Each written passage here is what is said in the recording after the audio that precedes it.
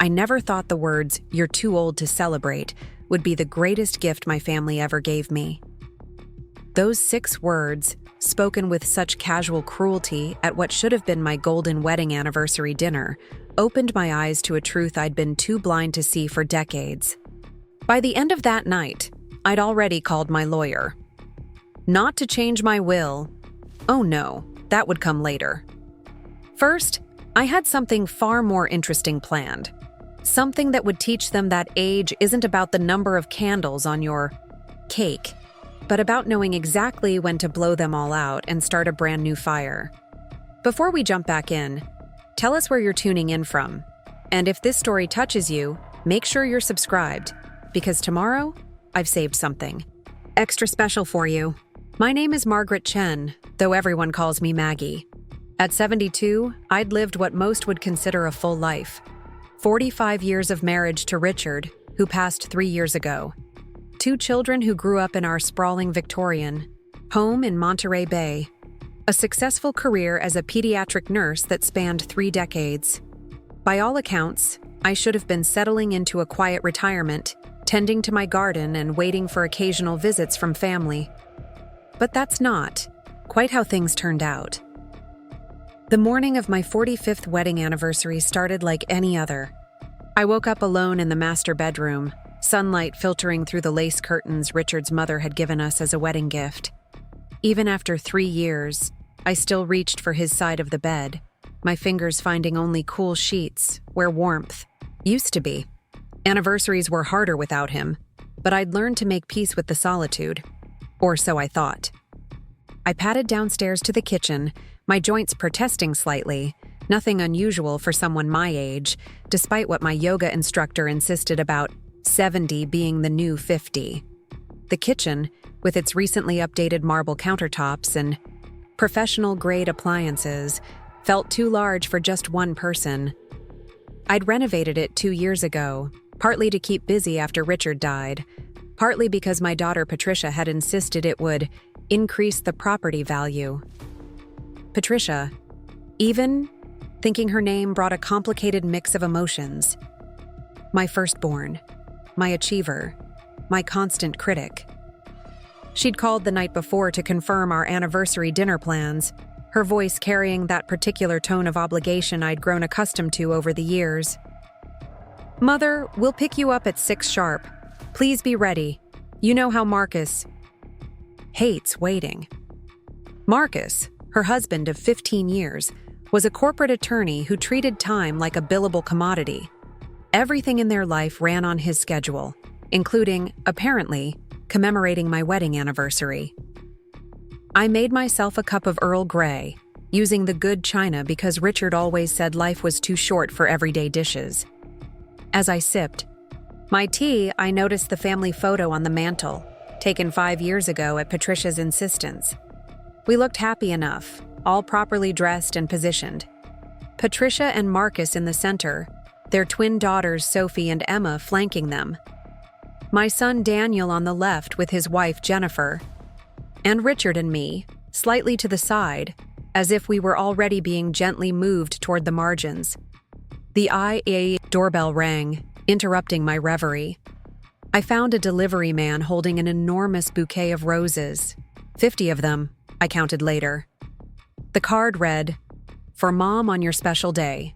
Sorry we can't make lunch. See you tonight. Patricia." I should have been touched. Instead, I felt a familiar hollowness. Patricia always did this. Grand gestures that required no actual presence, expensive substitutes for genuine connection. She'd done the same thing for my birthday, sending an elaborate fruit arrangement when I'd simply asked her to join me for coffee. I spent the morning as I usually did, tending to my garden. The roses were in full bloom, their scent mixing with the salt air from the bay. Gardening had become my meditation, my hands in the soil while my mind wandered. I thought about Richard, how he'd planted these roses for our 25th anniversary. "One for each year," he'd said, "and we'll add more as we go." We'd made it to 42 roses before the cancer took him. Around noon, my phone buzzed. A text from Daniel. "Hey Mom, can't wait for tonight. Jennifer's making your favorite dessert." At least Daniel seemed genuinely excited. My youngest had always been the warmer of my two children, though lately, Jennifer seemed to be cooling that warmth, degree by degree. She'd joined the family 4 years ago, all sweetness and light at first. But marriages have a way of revealing people's true natures, and Jennifer's had been showing itself in small but significant ways. The afternoon passed quietly. I chose my outfit carefully, a navy dress Richard had loved, paired with the pearl necklace he'd given me for our 40th anniversary. I styled my silver hair the way he preferred it, swept back but soft around my face. Looking in the mirror, I didn't see an old woman. I saw someone who had lived, loved, and lost, but who still had life in her eyes. By 5:30, I was ready and waiting. The dining room table held a small display of photos from Richard's and my wedding day, our travels, our life together. I'd even brought out our wedding album, thinking the grandchildren might enjoy seeing their grandparents young and full of dreams. 6 o'clock came and went. 6:15, 6:30. Finally, at 6:45, I heard car doors slamming outside. No apology when I opened the door, just Patricia's harried expression and Marcus checking his phone. "Traffic was horrible," Patricia said, though I noticed she didn't meet my eyes. "Are you ready? We need to get going. The reservation is for 7:30. I gathered my purse and wrap, locking the door behind me. In the car, the twins were glued to their devices, earbuds firmly in place. Patricia twisted around from the passenger seat. "Girls, say hello to your grandmother." They mumbled greetings without looking up. Sophie, the elder by 3 minutes, was furiously texting. Emma appeared to be watching something on her tablet, the glow reflecting off her glasses. "How was school today?" I tried. "Fine," they answered in unison, the universal teenager response that communicated nothing. The restaurant Patricia had chosen was one of those modern places where the portions were small and the prices large. All sharp angles and dim lighting, with music too loud for comfortable conversation. Not the intimate family gathering I'd envisioned, but I reminded myself to be grateful they'd made the effort at all. Daniel and Jennifer were already there, seated at a long table that seemed designed to keep everyone at arm's length. Daniel rose when he saw me, enveloping me in a warm hug that smelled of his familiar cologne. "Happy anniversary, Mom. You look beautiful." Jennifer offered a perfunctory air kiss, her smile not quite reaching her eyes. "Yes, happy anniversary, Margaret. Though it's really just another day now, isn't it? I mean, with Richard gone." The words stung, but I'd grown accustomed to Jennifer's particular brand of insensitivity. I chose to focus on Daniel's warmth instead, settling into my seat between the twins, who still hadn't looked up from their phones. The waiter appeared, and Marcus immediately took charge, ordering wine for the table without consulting anyone. Patricia studied her menu with the intensity of someone preparing for an exam. "I'll have the salmon," she announced. "No butter, no sauce, dressing on the side for the salad." "Same," Jennifer chimed in. "But I'll have the chicken. Grilled, not a trace of oil."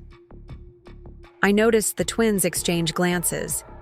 These days, every meal with their mother seemed to involve negotiations about calories and carbs. I worried about the messages they were absorbing, these beautiful young women on the cusp of adulthood. "I'll have the pasta special," I said when it was my turn. "And could you add extra Parmesan?" Patricia's eyebrows rose slightly. "Mother, that's very rich. Are you sure?" "Quite sure," I replied, thinking of Richard and how he'd always encouraged me to enjoy life's pleasures. "It's a special occasion." "Is it, though?" Jennifer said, fidgeting with her water glass. "I mean, anniversaries are about celebrating marriages. Yours is." "Well, it's over, isn't it?"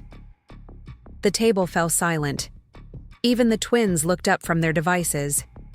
Daniel's face flushed. "Jen, that's not..." "What?" "I'm just being honest. It seems a bit, I don't know, dwelling on the past. My grandmother moved on after my grandfather died. She didn't make everyone commemorate dates that no longer had meaning. I felt heat rise in my cheeks. But before I could respond, Patricia jumped in with her own brand of damage control. "What Jennifer means," she said, shooting her sister-in-law a warning look, "is that maybe it's time to create new traditions. Ones that don't center on, well, sadness." "I'm not sad," I said quietly. "Remembering a beautiful marriage isn't dwelling. It's honoring a life lived together." Marcus glanced up from his phone, where he'd been scrolling through emails.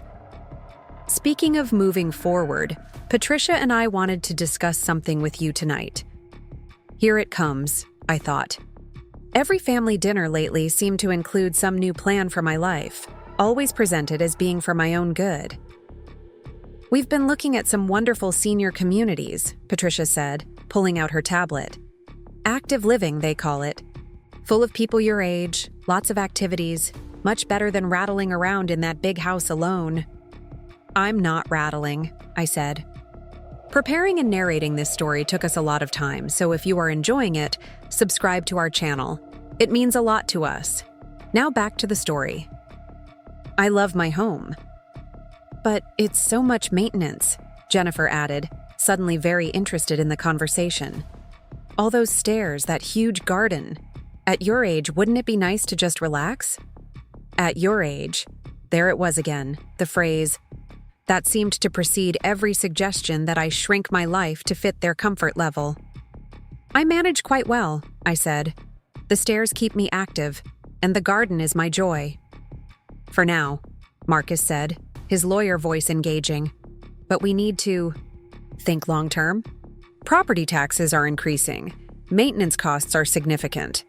A smaller place would be more practical." I noticed how none of them mentioned the real reason. The value of my waterfront property had tripled in the last decade.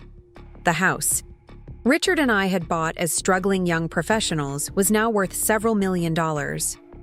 Not that I'd ever considered selling. It wasn't just a house. It was the repository of a lifetime of memories. The food arrived, mercifully interrupting the conversation. But as we ate, I became increasingly aware of the dynamics at play. Patricia kept checking her watch. Marcus continued responding to emails between bites. The twins had returned to their digital worlds.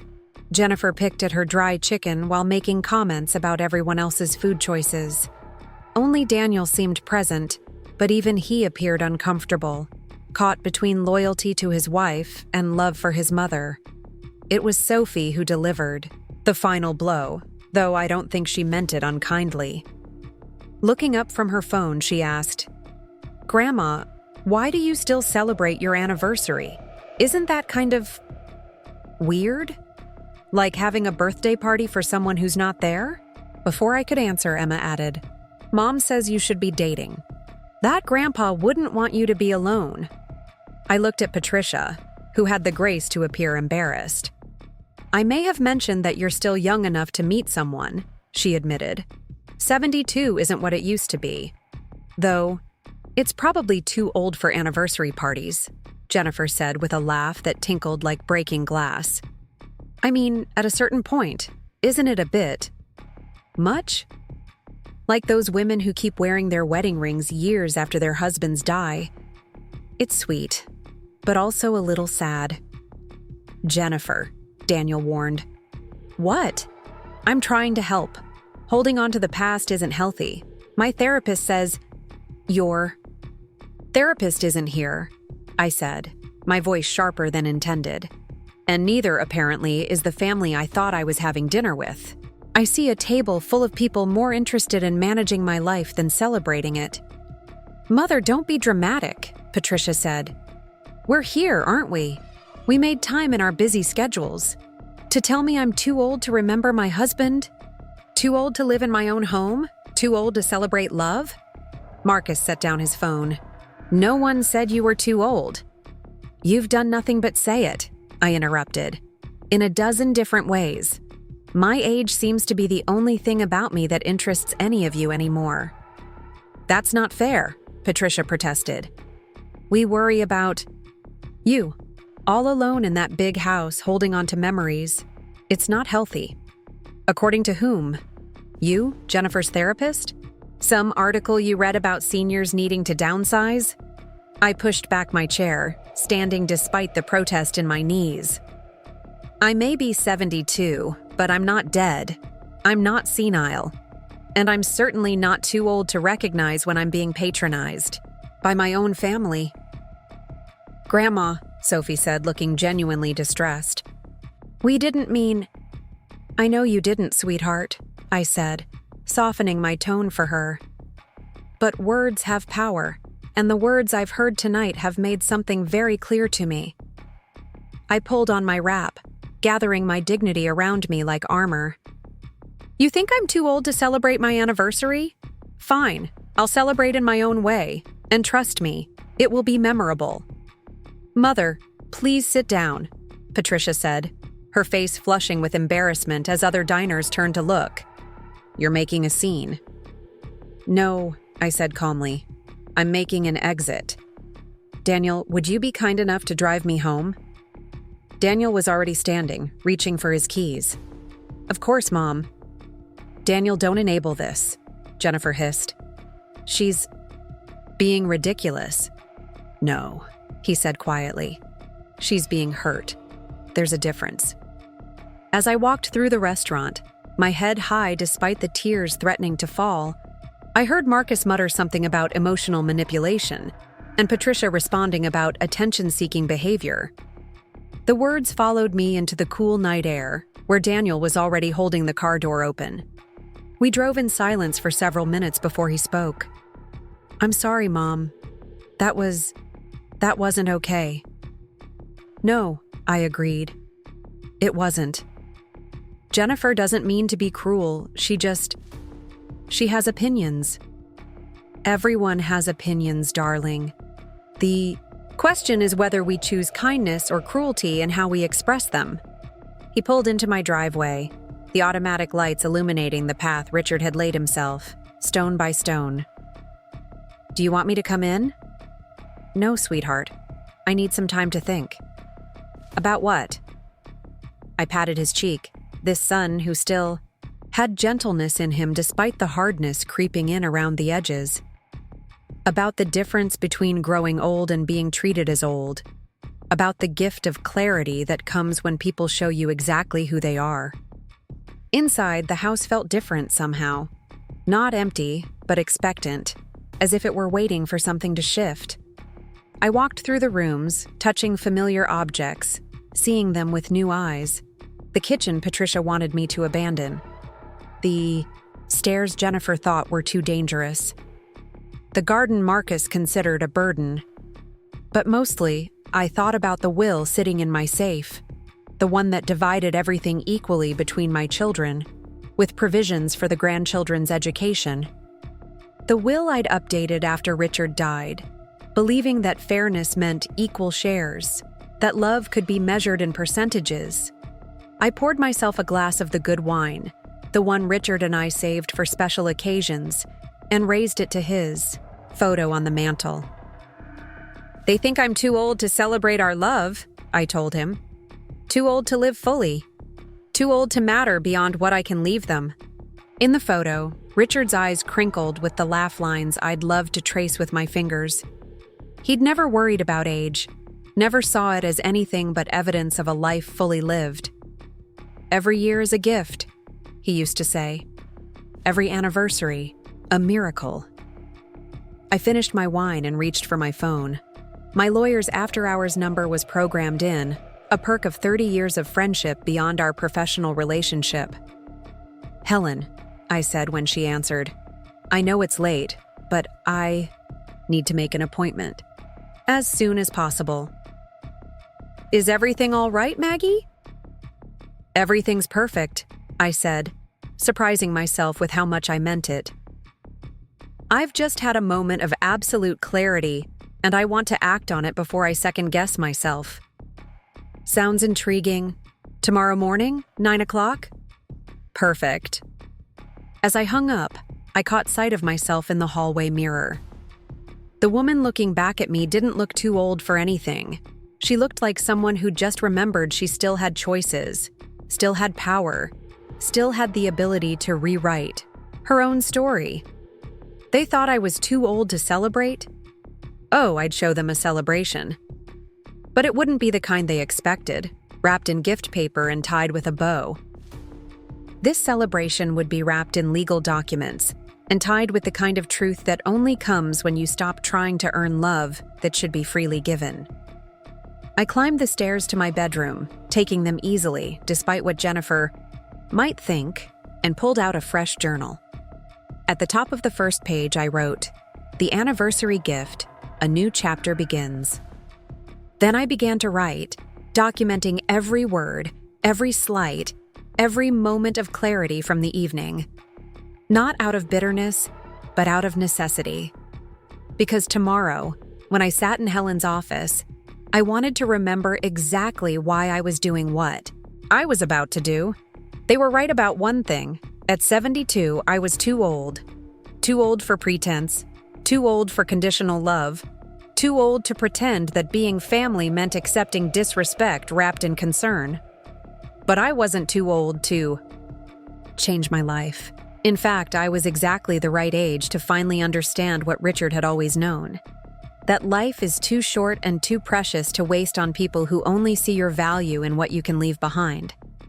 Tomorrow, the real celebration would begin. The next morning arrived with unusual clarity, the kind that comes after a storm has washed everything clean. I woke at dawn, not from habit, but from purpose. Helen's office opened at 9, but I had preparations to make first.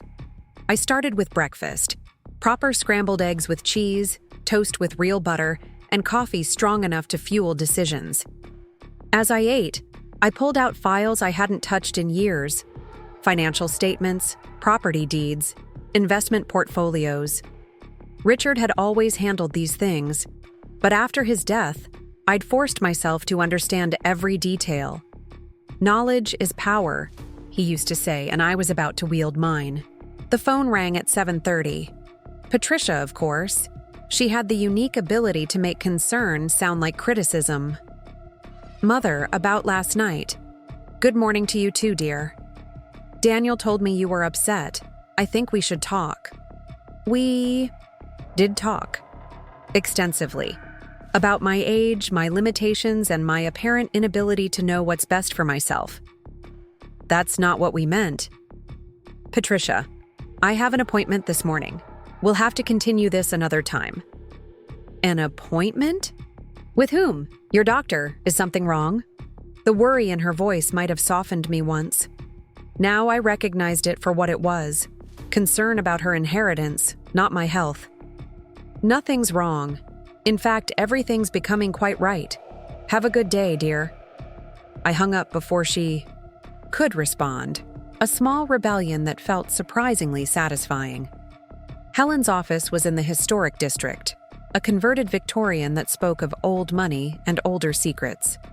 She greeted me personally, her silver hair styled in a bob that made her look distinguished rather than elderly, a distinction I was beginning to appreciate more and more. "Maggie, come in. I've cleared my morning for you."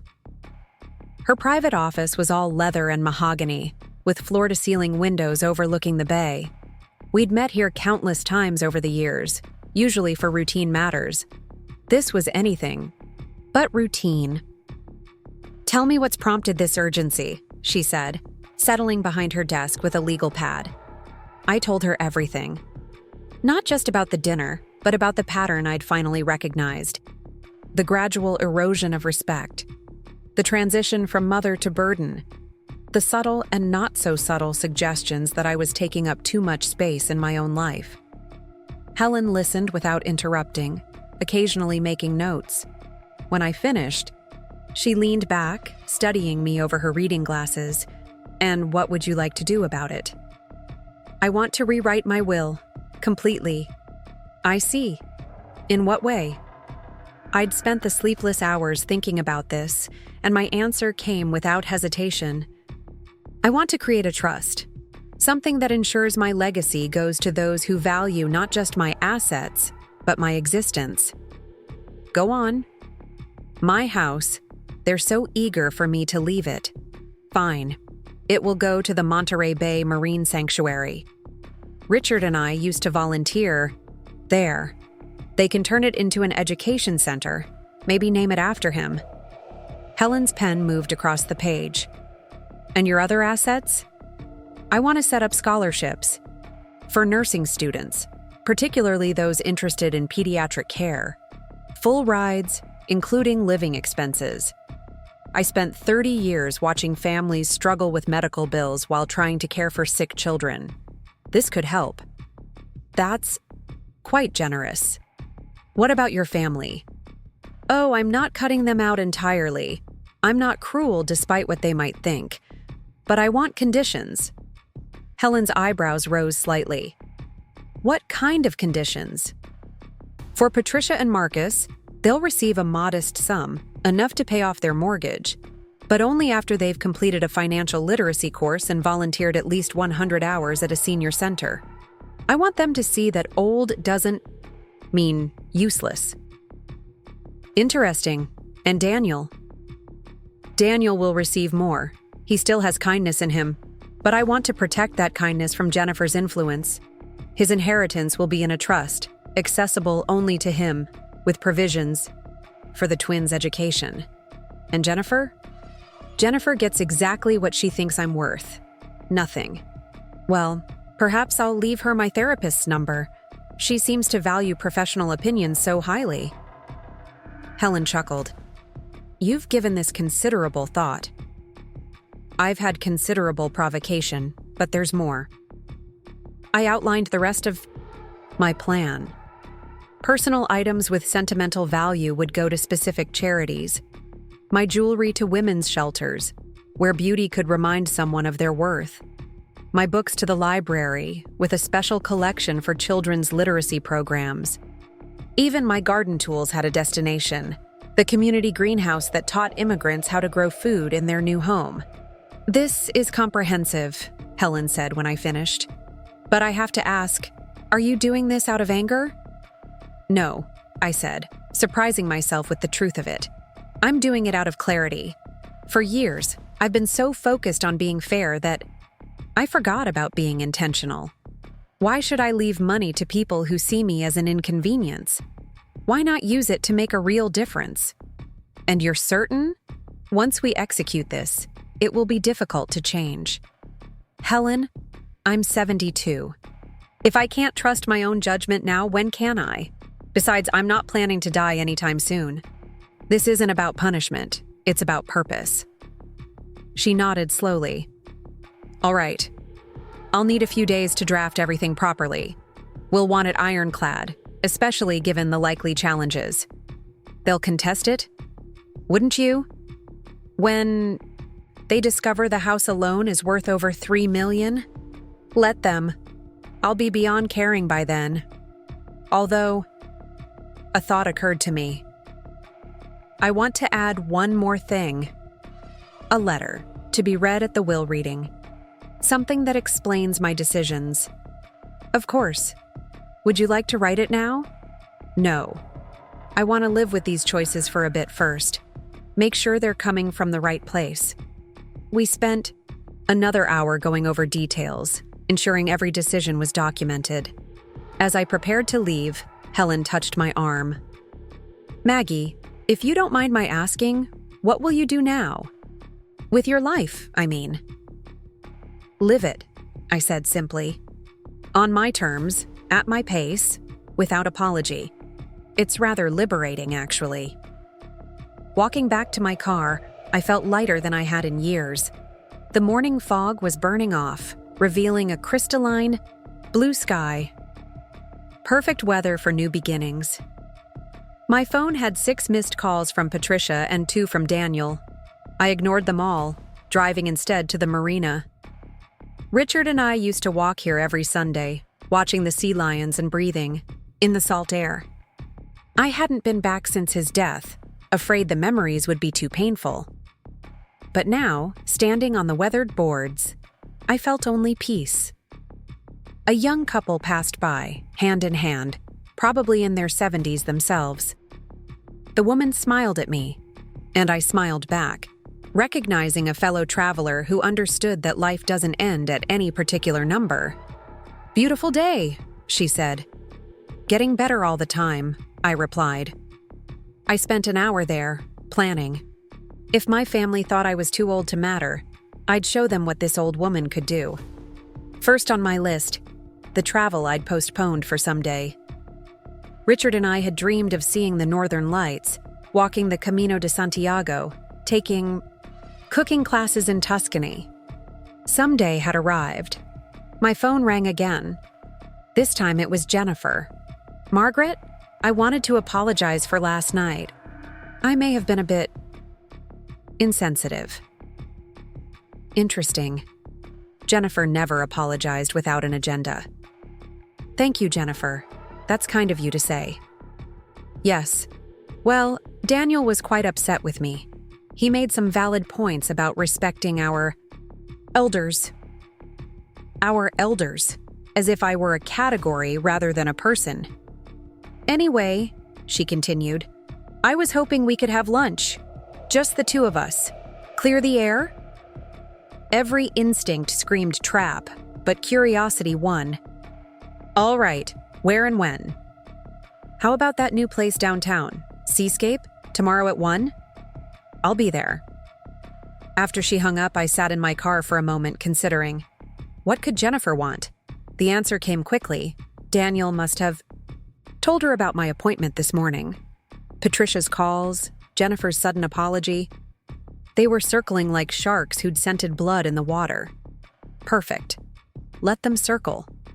They had no idea what they were really hunting. That evening, I did something I hadn't done in years. I called an old friend. Nancy and I had worked together at the hospital, but we'd lost touch after Richard got sick. Time has a way of narrowing your world when you're caregiving. "Maggie? Oh my God, is it really you?" "It's really me. I'm sorry it's been so long." "Don't apologize. I heard about Richard.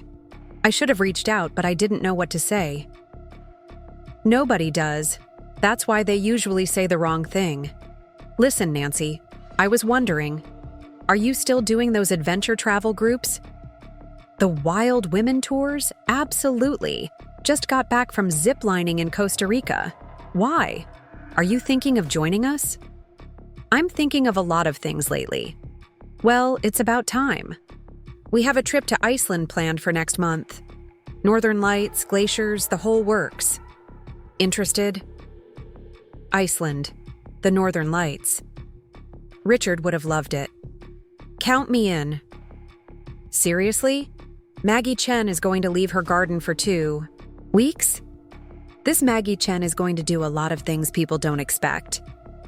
We talked for another hour, catching up on lives that had diverged and might now reconverge. Nancy had divorced, retired early, and decided that 65 was the perfect age to start living like she was 25, only with better judgment and more money. "The best part?" she said. "No one expects anything from women our age. We're invisible to society, which means we can do whatever the hell we want." "I'm beginning to see the advantages," I admitted. After we hung up, I made a list. Not a bucket list. I hated that term with its implication of finite time. But a life list. Things I wanted to do, not because I was running out of time, but because I finally had time that was truly mine. Learn Italian. Take a pottery class. Write the memoir Richard always encouraged. Volunteer at the sanctuary. Take the train across. Canada. Learn to tango. Sell honey from my own beehives. The list grew longer, each item a small rebellion against the box my family wanted to put me in. The next morning brought a registered letter. Not from Helen, this process would take longer, but from Marcus's law firm. My stomach tightened as I opened it. "Dear Mrs. Chen," it began, all formal language and legal posturing. In essence, it was a proposal to establish a conservatorship, suggesting that recent erratic behavior indicated I might need help managing my affairs. It was signed by Marcus but copied to Patricia and, surprisingly, Daniel.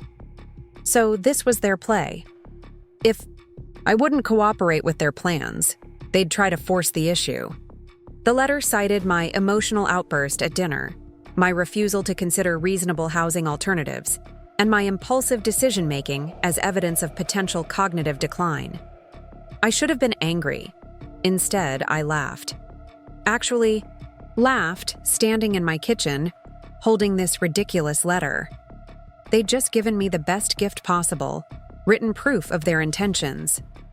I called Helen immediately. "They've overplayed their hand," she said after I read her the letter. "No judge would grant conservatorship based on one family argument and a woman choosing to stay in her own home. But keep that letter. It's evidence of their state of mind when you changed your will." Should I respond? Not directly. Let me handle it. Although, you might want to start documenting your mental fitness. Just in case. How? Live your life. Take classes, travel, volunteer. Show a pattern of engaged, independent living. And maybe get a cognitive evaluation from your doctor just to have on record. Consider it done. I dressed carefully for lunch with Jennifer, choosing an outfit that said competent and confident rather than little old lady. The restaurant she'd picked was all glass and chrome, the kind of place that served foam instead of sauce and charged $30 for 3 scallops. Jennifer was already there, sitting at a prime table overlooking the water. She'd dressed up too, in what Patricia called her power suit. Sharp shoulders and sharper smile. "Margaret, you look wonderful," she said, air-kissing my cheek. "That color is very flattering." "Thank you. You look quite corporate yourself." "Oh, this old thing?" She laughed, the sound brittle. "I had a meeting this morning with a financial advisor, actually, about retirement planning. Here it comes." "Oh, how responsible of you." "Yes, well, one can't be too careful, especially when there are assets to consider. Family assets." I studied the menu with apparent fascination. "The fish looks good today."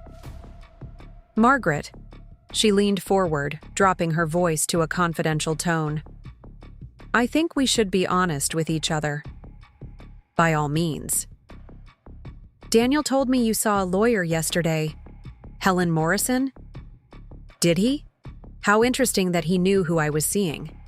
"Small town. People talk. The point is, I hope you're not doing anything rash."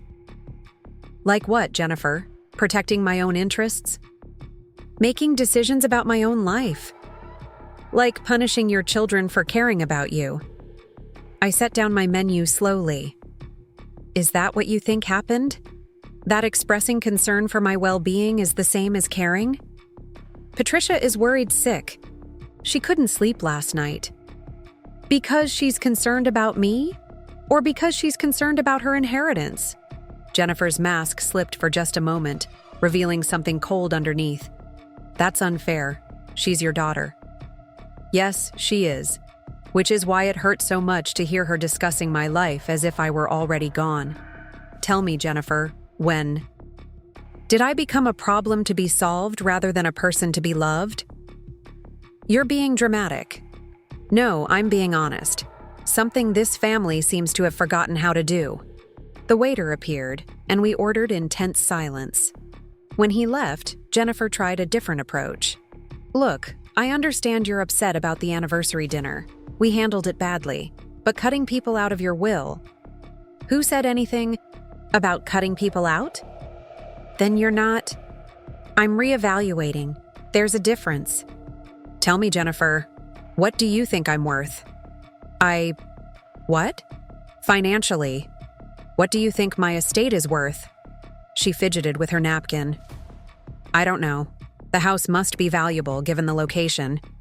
$3.2 million at last assessment, plus investments, retirement accounts, life insurance, all told, About $5 million. Her eyes widened slightly. I had no idea. Of course you did. Why else would you be here? Why else would Marcus be sending me legal threats? Legal threats? What are you talking about? I pulled out my phone and showed her a photo of the conservatorship letter. Her face went pale. I didn't know about this. Really? Your husband didn't mention he was trying to have your mother-in-law declared incompetent. Marcus is he's protective of Patricia. He sees how worried she is. Worried about what exactly? That I might spend my own money? That I might live long enough to enjoy it? Our food arrived, but neither of us touched it. Jennifer seemed to be recalculating, trying to find a new angle. Margaret, we've gotten off on the wrong foot. I didn't come here to talk about money. Then why did you come? To apologize.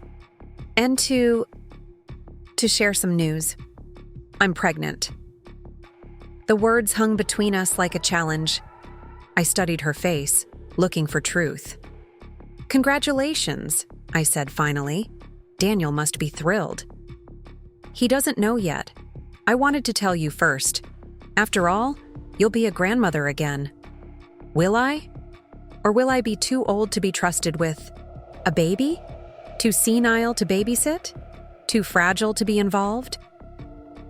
That's not fair, isn't it?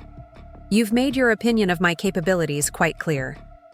Why would I assume you'd want me in your child's life? Because you're family, she said desperately. Because Daniel loves you. Because despite everything, I respect you. You respect me? I laughed, the sound sharp enough to turn heads. You respect me so much you suggested I should be dating at my husband's memorial dinner? You respect me so much you think I'm too old to celebrate my own life? I'm trying to apologize. No, you're trying to manipulate. There's a difference. Tell me, Jennifer, is there even a baby? Or is this another performance, like Patricia's fake concern and Marcus's legal maneuvering? Her face flushed. How dare you? How dare I what? Question your motives? Protect myself?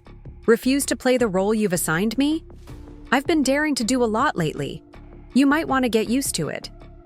I stood, pulling cash from my wallet to cover my untouched meal. Congratulations on your pregnancy, if it's real. I hope you teach your child that aging is a privilege, not a curse. That wisdom has value beyond its bank account.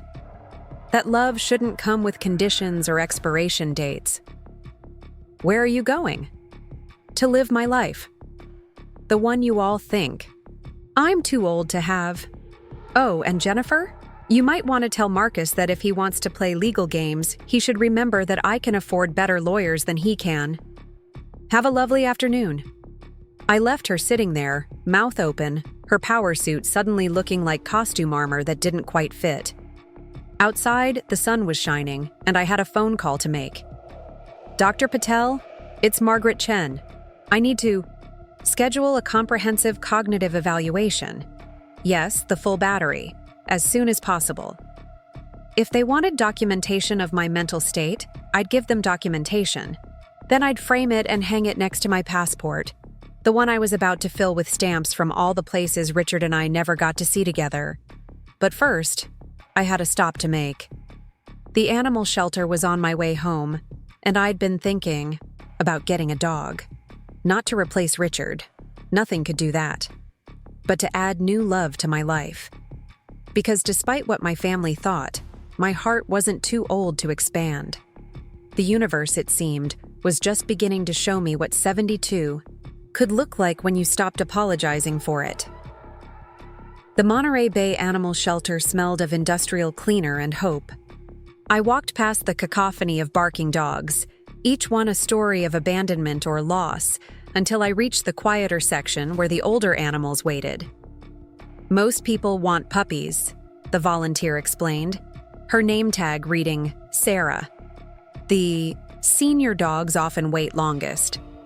Then we're perfect for each other, I said. I'm a senior myself. She led me to a kennel where a dignified German Shepherd mix lay on a blanket, watching the world with calm amber eyes. According to his chart, he was 8 years old. Owner surrendered when they moved to a no-pets apartment. "This is Winston," Sarah said. "He's been here 3 months. Sweet as pie, but people think he's too old." "What's your story, Winston?" I knelt by the kennel door. He approached slowly, sniffing my offered hand before giving it a gentle lick. Something in his eyes reminded me of my own reflection lately. Still vibrant, still valuable, just overlooked. "I'll take him." Sarah's face lit up. "Really? Don't you want to think about it?" "I've done enough thinking. Sometimes you just know." An hour later, after paperwork and promises to provide a good home, Winston sat in my back seat, his dignity intact despite the slight drool on my leather seats. At a red light, I caught his eye in the rearview mirror. "Fair warning," I told him. "My family thinks I'm too old to take care of myself, let alone you. But between you and me, I think we'll manage just fine." He woofed softly, as if in agreement. At home, Winston explored his new surroundings with the careful curiosity of a dog who'd learned not to get too comfortable anywhere. I showed him the backyard, the sunny spot in the living room perfect for napping, and the kitchen where his bowls would live. My phone rang. Patricia again. "Mother, Jennifer told me about lunch. She's very upset." "Is she? How unfortunate." "She said you accused her of lying about being pregnant." I questioned the timing of her announcement. "There's a difference." "She took a test right after lunch to prove it to Daniel. She really is pregnant." I felt a twinge of guilt, quickly suppressed. "Then I'll send a card." "A card? Your son is having a baby and you'll send a card." "What would you prefer, Patricia? Should I pretend yesterday didn't happen? Should I forget that my own family is trying to have me declared incompetent?" Silence. Then, "Marcus only wants what's best. Marcus wants my house. You want my acquiescence. Jennifer wants my silence. The only one who seems to want me is this dog I just adopted." "You got a dog?" "Mother, that's completely irresponsible. At your age..." I hung up. Winston, who'd been investigating his new bed, looked up at the sound. "That was my daughter," I explained. "She thinks I'm too old for you. What do you think?" He patted over and rested his head on my knee, sighing contentedly. Message received. The next few days fell into a pleasant rhythm. Morning walks with Winston, afternoons in the garden, evenings planning my trip to Iceland. Dr. Patel's office called with my evaluation appointment, and I added it to a calendar that was suddenly, delightfully full. Helen called on Thursday. "The new will is ready for signing. Can you come by tomorrow?" "I'll be there." "Maggie, I should warn you. Marcus has been making inquiries. Subtle ones, but I have my sources. He's looking for grounds to challenge any changes you make." "Let him look.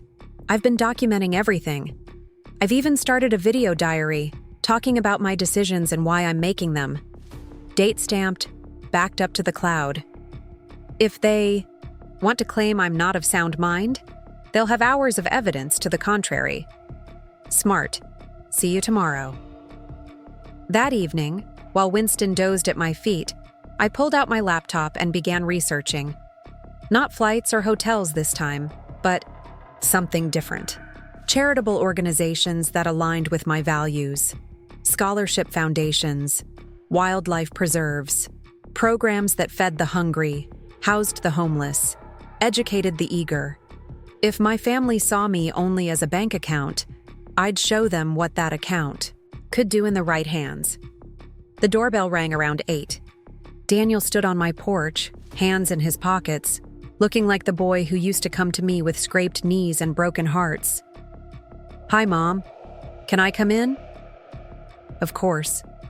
Winston greeted him with cautious interest, and Daniel knelt to pet him. "Jennifer told me you got a dog.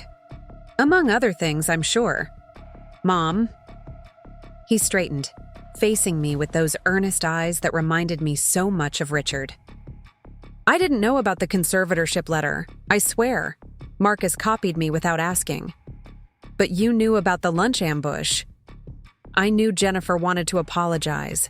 I didn't know she'd use the pregnancy as leverage. We moved to the living room, Winston settling between us like a furry mediator. She really is pregnant, Daniel continued. About 6 weeks. We've been trying for a while. I'm happy for you, I said, meaning it. You'll be a wonderful father. I want you to be part of the baby's life. Jennifer does too, despite everything. Does she? Or does she want to ensure her child's financial future?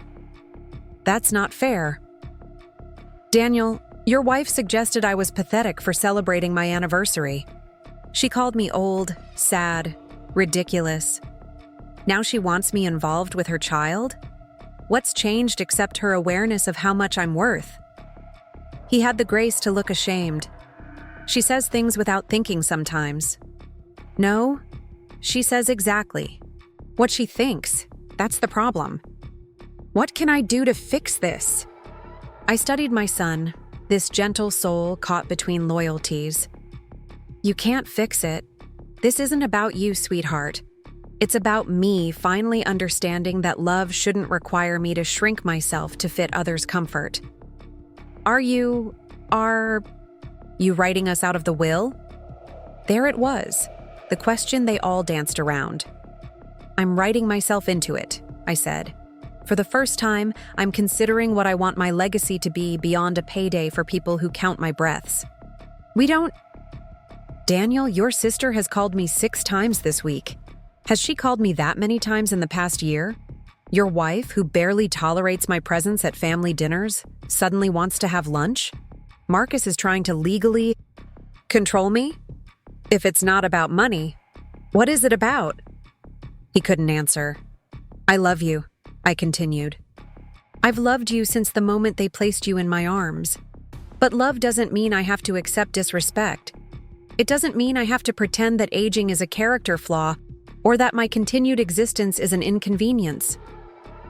What do you want from us? Nothing. That's what you don't understand. I want absolutely nothing from any of you except maybe the courtesy you'd show a stranger.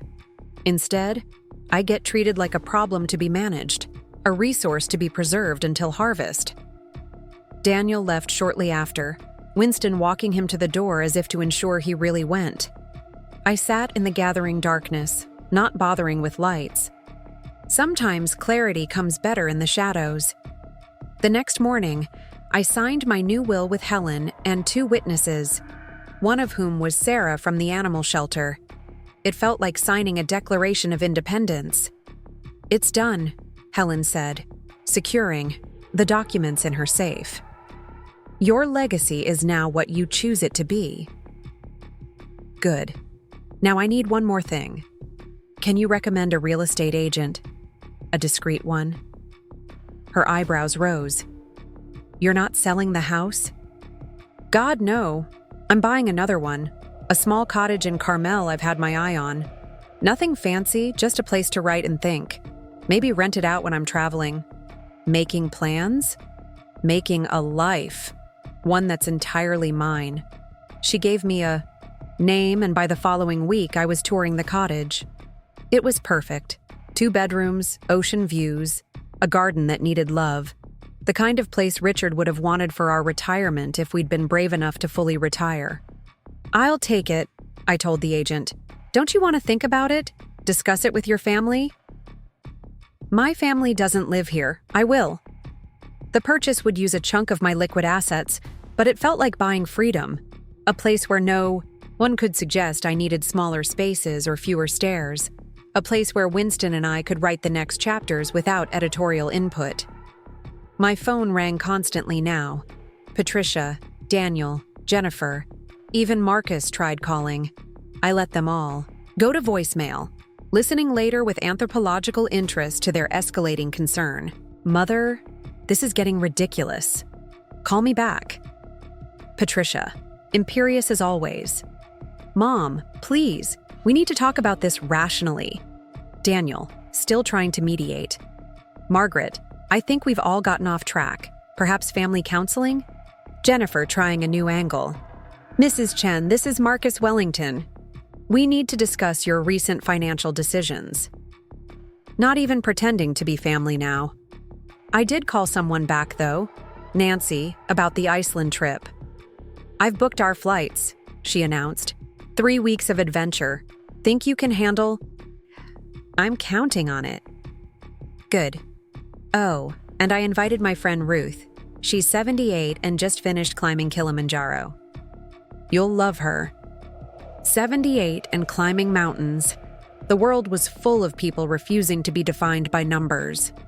Dr. Patel's evaluation took most of a day. Memory tests, problem-solving exercises, psychological screenings. I approached it like a student who'd studied for the most important exam of her life, which, in a way, I had. Mrs. Chen, he said when the results were compiled, not only are you cognitively intact, you're sharper than many people half your age. Your memory is excellent, your reasoning skills are superior, and your psychological profile shows someone going through a healthy life transition. Could you put that in writing? Multiple copies? Planning ahead? You could say that. Armed with my clean bill of mental health, I did something delicious.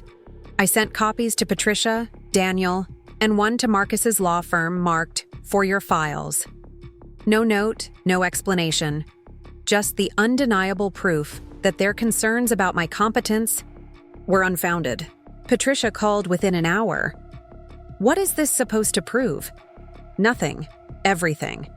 That perhaps the problem isn't my aging brain, but your ageless greed. How dare you? I dare quite a lot these days. Haven't you noticed? You're destroying this family. No, dear. I'm revealing it. There's a difference. I hung up and took Winston for a walk on the beach. The October air was crisp, carrying hints of the coming winter. Couples passed us, some young, some old, all absorbed in their own stories. I wondered how many of the older ones had children who saw them as expiration dates rather than human beings. That night, I made a decision. If they wanted a war, they could have one, but I'd fight it on my terms. I called a friend who worked at the local newspaper. Janet, it's Maggie Chen. I have a story idea for you. How would you like to write about ageism in families? I have some personal experience to share. Are you sure you want to go public? Why not? Shame thrives in silence. Maybe other people need to hear that it's okay to demand respect at any age. We set up an interview for the following week. Word would get out, of course. Small towns have efficient gossip networks. But I was past caring about appearances. The cottage purchase went through quickly. Cash sales often do. I spent my days between houses now, setting up a writing space in Carmel, maintaining my garden in Monterey. Winston adapted with the resilience of a dog who'd learned to find home wherever love lived. One afternoon, while planting bulbs that wouldn't bloom until spring, a car pulled into my driveway. Not Patricia's Mercedes or Daniel's Tesla. A modest Honda I didn't recognize. A young woman got out, late 20s, carrying a folder. Mrs. Chen, I'm Lily Chang from the Monterey Bay Sanctuary. We received your inquiry about estate planning? I'd reached out to several organizations, wanting to understand how my bequests could best serve their missions. Lily was the first to respond. Come in, I said, brushing soil from my hands. Would you like some tea? We spent 2 hours discussing the sanctuary's education programs, their conservation efforts, their dreams for expansion. Lily's passion reminded me of myself at her age, when saving lives felt like a calling rather than a job.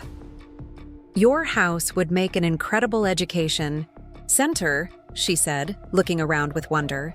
The location, the space. We could teach thousands of children about ocean conservation. That's the idea.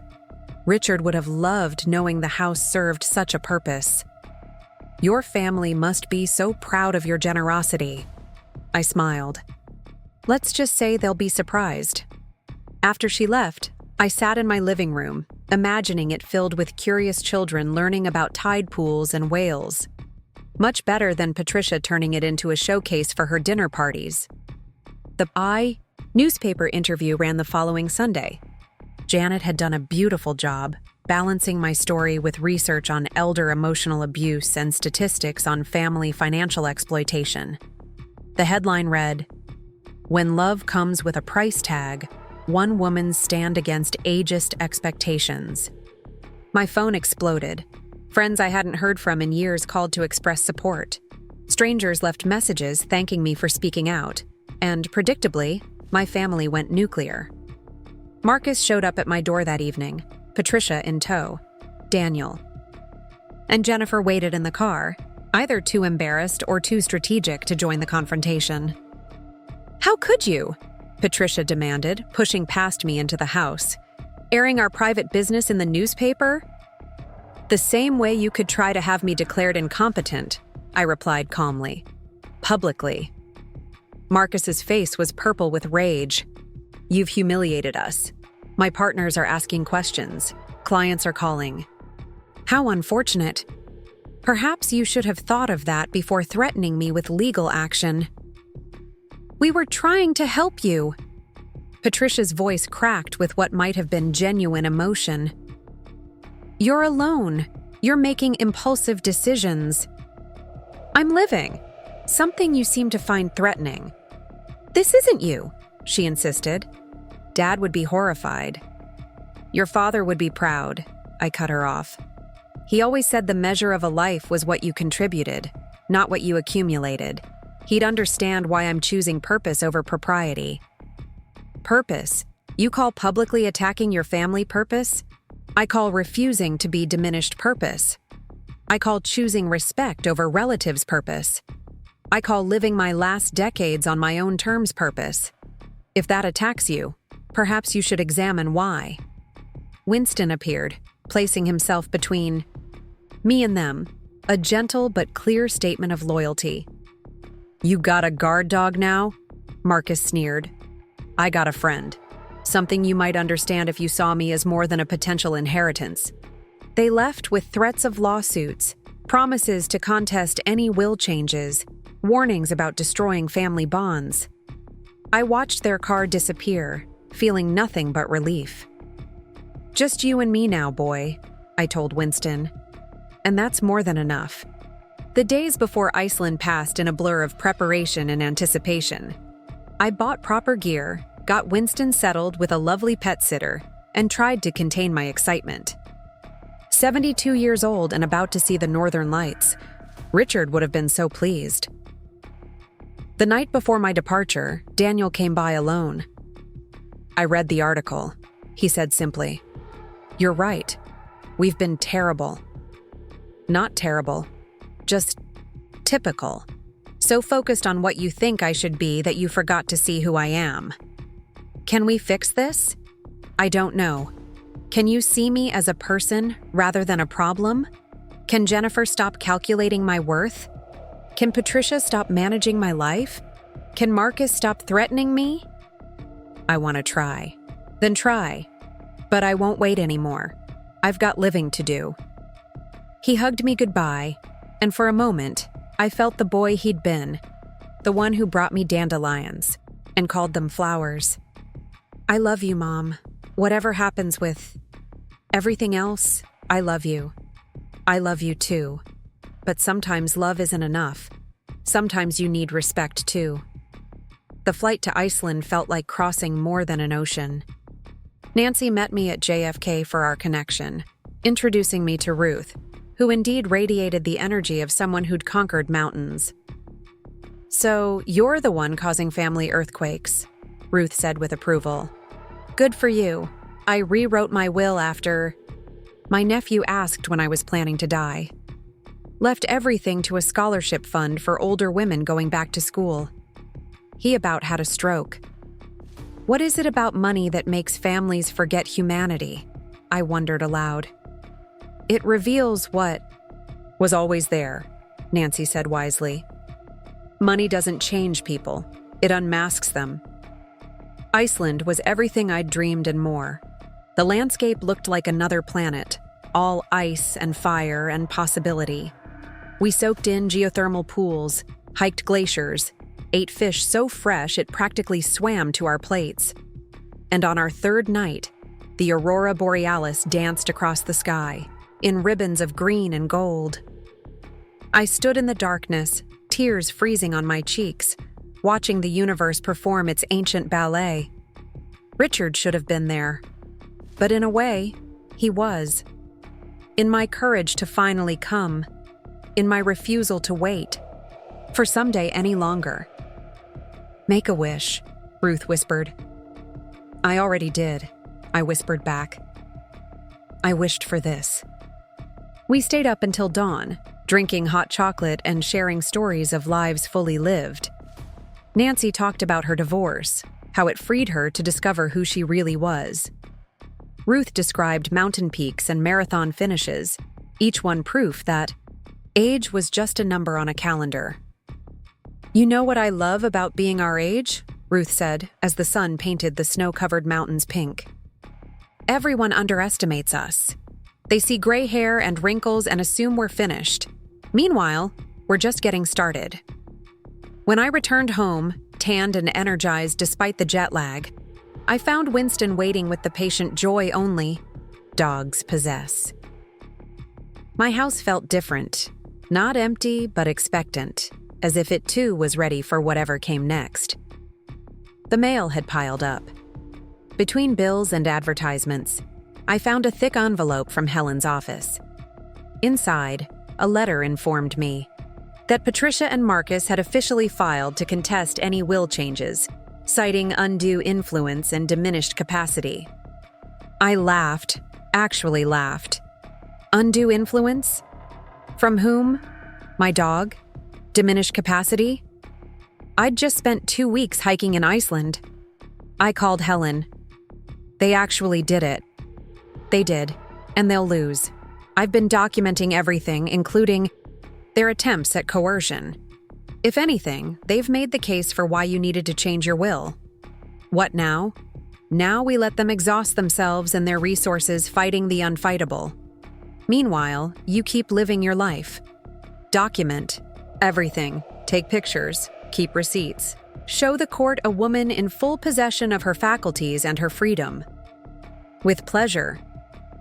I hung up and looked at Winston. Feel like a road trip boy. I've always wanted to see the redwoods. He wagged his tail in agreement. That evening, I sat at my new desk in the Carmel cottage, watching the sun set over the Pacific, and began to write. Not the angry memoir I might have written months ago, but something else. A love letter to the life I was finally claiming. The adventures. Still to come, the woman I was becoming at 72. The first line came easily. They said I was too old to celebrate love, so I decided to celebrate life instead. Outside, the waves crashed against the shore in their eternal rhythm, and I wrote until the stars came out, accompanied by the gentle snores of a dog who knew that age was nothing but a gift, and love was whatever you made of it. My phone sat silent on the kitchen counter, its screen dark with missed calls I no longer needed to answer. Let them exhaust themselves with legal battles and righteous indignation. I had better things to do with whatever years remained. After all, I was too old for their kind of drama, but just the right age for my kind of joy. 5 years later, I stood in what used to be my living room, watching a group of third graders press their noses against the new aquarium wall. The Monterey Bay Marine Sanctuary had transformed my home into something magical, the Richard and Margaret Chen Ocean Education Center. Where my sofa once sat, touch tanks now bubbled with sea stars and hermit crabs. My kitchen had become a teaching laboratory. The bedroom where Richard died was now a library filled with books about the ocean. He loved. Mrs. Chen! Mrs. Chen! The octopus is changing colors. Little Maya Martinez tugged at my volunteer docent vest, her eyes wide with wonder. At 77, I spent 3 days a week here, sharing the mysteries of the Bay with children who reminded me why wonder matters more than wealth. That's how she talks, I explained, kneeling beside Maya. Each color is like a word. What do you think she's saying? Maybe she's happy to see us? I think you're exactly right. Lily Chang, now the center's director, caught my eye and smiled.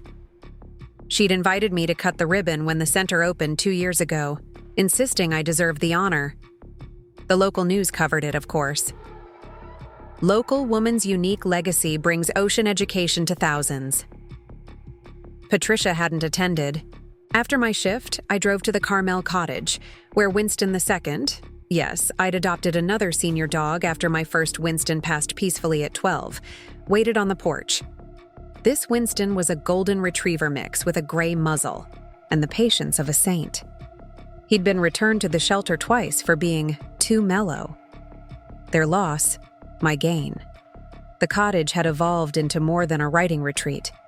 Every Thursday, it hosted a memoir workshop for women over 65. We called ourselves the Late Bloomers, and our published anthology, starting at 70, had become a regional bestseller. Ruth contributed a piece about mountain climbing. Nancy wrote about finding love at 68 with a fellow traveler she'd met in Morocco. My own essay, The Gift of Being Too Old, had been reprinted in 3 magazines. I was settling in to review this week's submissions when my phone rang. The caller ID made me pause. Daniel. We'd established a careful rhythm over the years. Lunch once a month, always just the two of us. Holidays if Jennifer was visiting her family. He'd brought his daughter, Sophia, to meet me when she was 6 months old. She was 5 now, with Daniel's gentle spirit and, thankfully, none of Jennifer's sharp edges. Hi, Mom. Are you free for dinner tonight?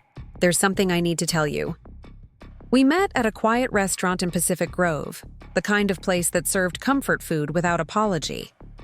Daniel looked tired, older than his 45 years, but there was something different in his posture. A straightness that reminded me of his father. Jennifer and I are divorcing, he said without preamble. I set down my water glass carefully. I see. I know you saw it coming. You tried to warn me in your way. You had to discover it yourself. That's how life works. He laughed ruefully. She's demanding half of everything, including what she thinks I'll inherit from you. Her lawyer contacted Helen Morrison, trying to find out about your will. And? Helen told them to pound sand, legally speaking. Good for Helen. Mom. He paused, choosing his words. I know I don't deserve anything from you. After how we acted, what we tried to do. I just want you to know that whatever you've decided, I understand. I'm not here for money. I'm here because I miss my mother. I studied him across the table, this son who'd found his way back to himself. How are you managing? Financially? It'll be tight, but I'll manage. The custody battle is expensive, but I won't let Sophia grow up thinking money matters more than people. Not like you did? He nodded, ashamed. I'm sorry, Mom. Not just for 5 years ago, but for all the years before when I let them convince me you were just a resource to manage. Water under the bridge, I said, meaning it. Tell me about Sophia. Does she still insist on wearing her tutu to grocery stores? His face lit up. She's graduated to a cape now. Says she's a superhero who saves sea animals. I think someone's been taking her to a certain education center. Guilty as charged. She has a real affinity for the tide pool exhibit. We talked for 2 hours, not about the past, but about the present. His work at the environmental nonprofit, he'd joined after leaving his corporate job. Sophia's adventures in kindergarten. The small apartment he'd rented near the water, where he was teaching himself to cook his daughter's favorite meals. I have something for you, I said as we prepared to leave. Wait here. I went to my car and retrieved a wrapped package from the trunk. Happy birthday, Daniel. I know it's a few days early, but I wanted you to have this. He unwrapped it slowly, revealing a first edition of The Old Man and the Sea, Richard's favorite book. Inside the front cover, I'd written, "For my son, who is learning that true wealth has nothing to do with inheritance. Love, Mom." Tears slipped down his cheeks. This was Dad's, and now it's yours. He would have wanted you to have it, especially now that you understand what he always knew, that life's value isn't measured in dollars. Does this mean... This means you're my son, and I love you. The rest is just paperwork. That night, Winston II and I sat on the cottage deck, watching the moon paint a silver path across the water. I'd learned to find Richard in moments like these, in the quiet beauty he'd taught me to notice. My phone buzzed. A text from Nancy. "Pack your bags, lady. Antarctica cruise next month. Ruth's already in. You coming?" "Try to stop me," I texted back. 77 and planning to walk among penguins. My knees might protest, but my spirit soared at the thought. I kept a world map in my writing room now, covered in pins marking my adventures. Iceland, Morocco, New Zealand, the Galapagos. Each trip a declaration that too old was just another way of saying experienced enough to know better. The next morning brought an unexpected visitor.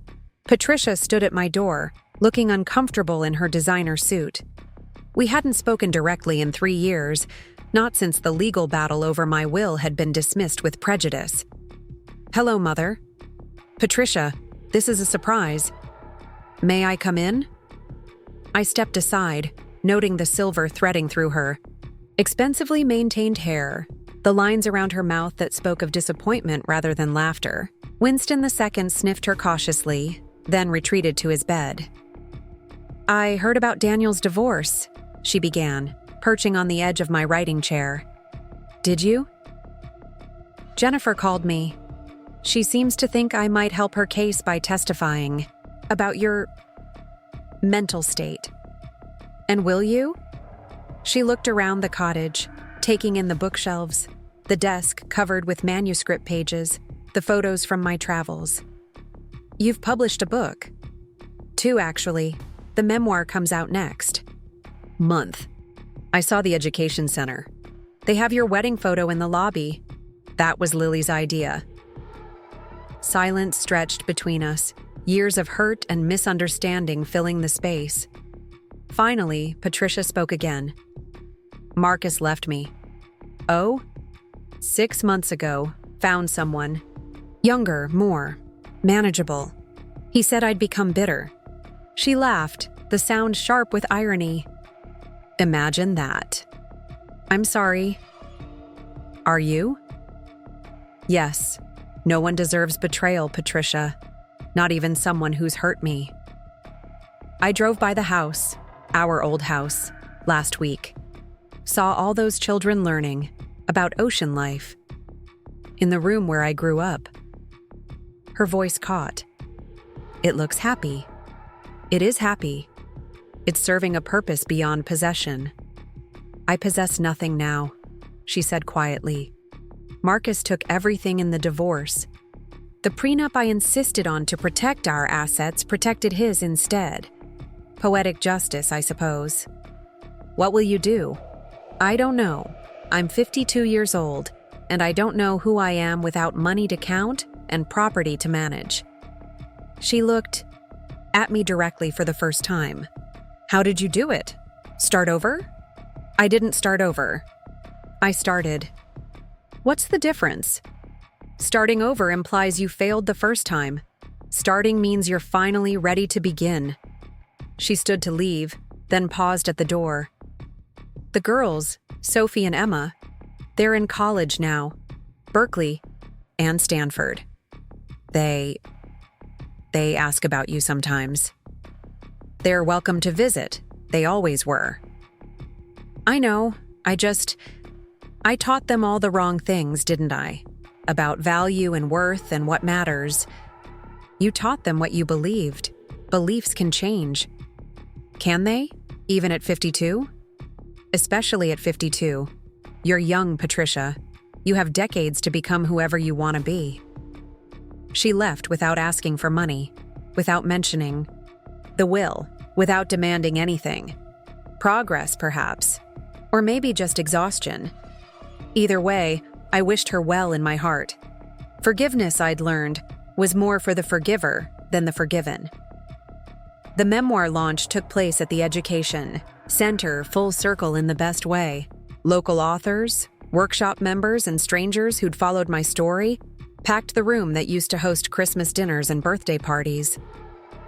"This isn't just my story," I told the crowd. "It's for everyone who's been told they're too old, too set in their ways, too anything to claim their own life. Age isn't a limitation. It's a liberation if you let it be." During the signing, a woman about Patricia's age approached the table.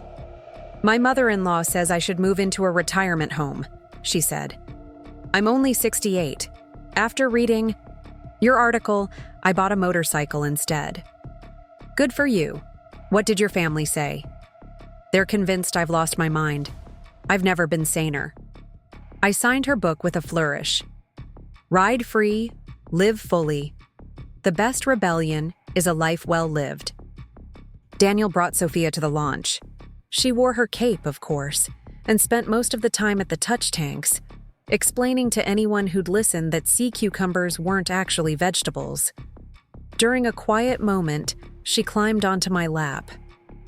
"Grandma Maggie, Daddy says you're famous now." "Just a little bit." "Why?" "Because I decided being old meant being brave enough to try new things. Like when I tried sushi even though it looked weird." "Exactly like that."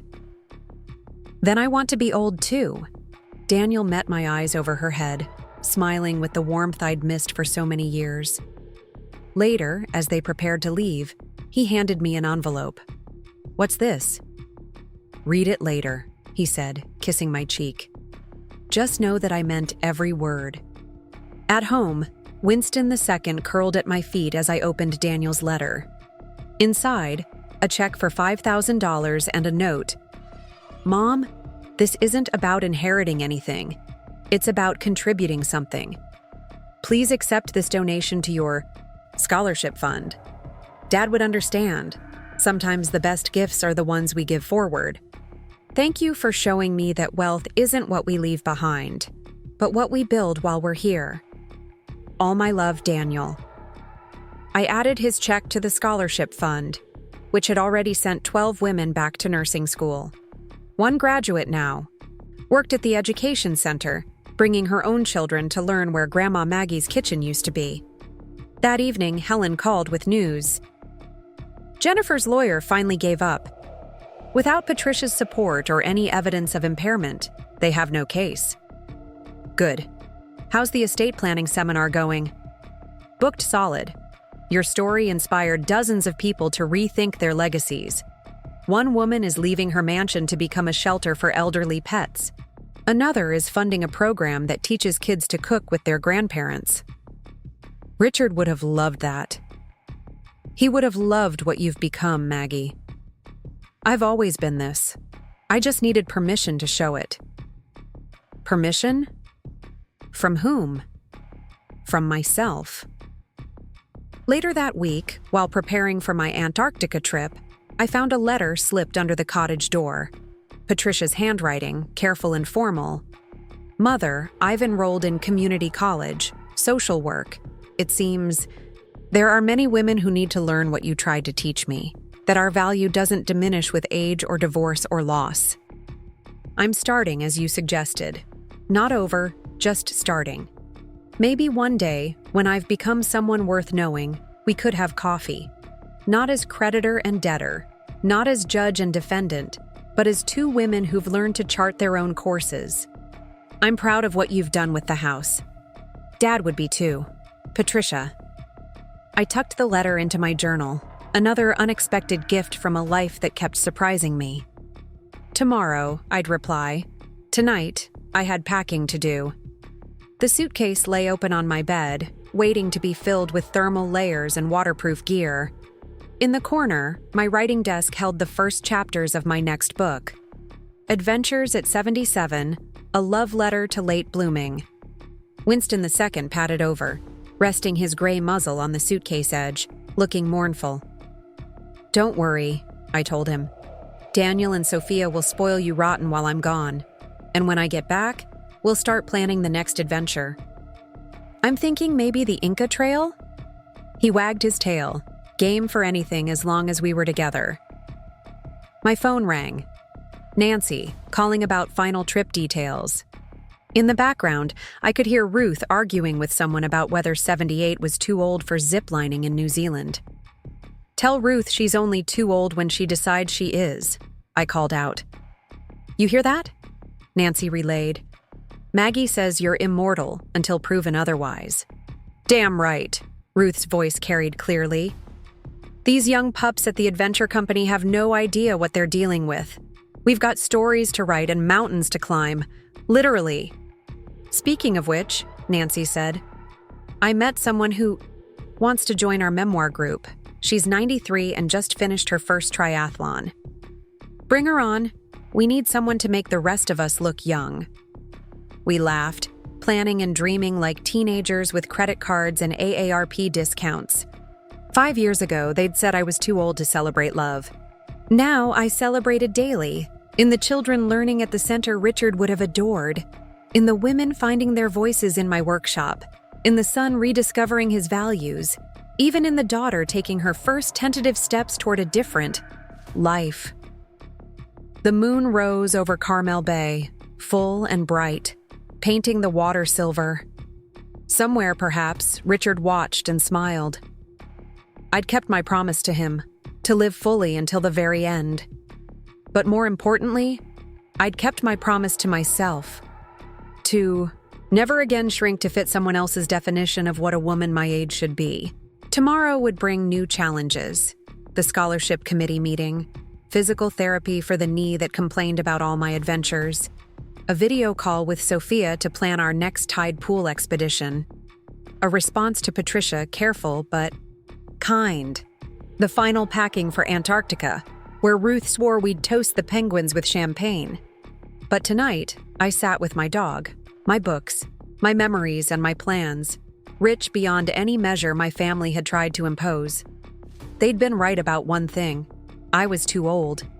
Too old for their games, their greed, their diminished vision of what life could be. But for joy, for adventure, for love in all its forms, for that, I was exactly the right age.